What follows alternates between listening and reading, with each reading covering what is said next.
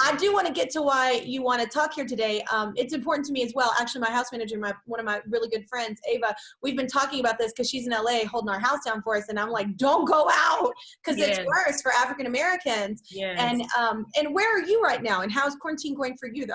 The quarantine is going good, and you're actually absolutely spot on, right, Kelly? It's funny when you start to think about the ratio and population of Black people. We only make up 13%, which of course makes us minority, but it's 33% of COVID patients are African American, and some of them were African American because, of course, the virus comes and it's so many different types, and it's just so mind-blowing. But that's a big number. 33% of patients are African American, and we have to get that number down. And I don't know what's making people feel like either it can't happen to them, whether they're in the African American community or not, but you have to take this seriously because, one thing happens like right after another, which is, you go out, your friend has it, your friend gives it to you, you give it to grandma, then auntie, then this person, then those people give it to someone else. That's how it spreads so fast. And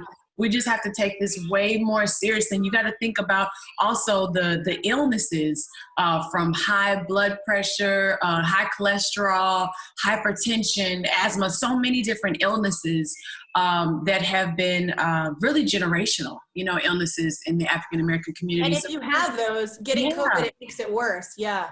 So we just want to be smart about all this, and I just really want to encourage everyone to stay inside. We're not quite done with this, but we can be if we really practice our social distancing and have.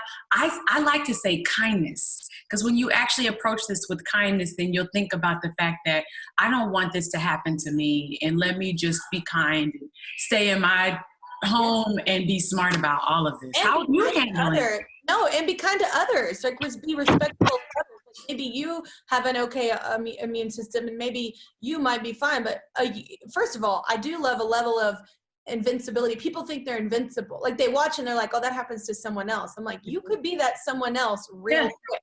Subscribe to my channel. Subscribe to my channel. Subscribe to my channel. Subscribe to my channel. Please don't make me keep going.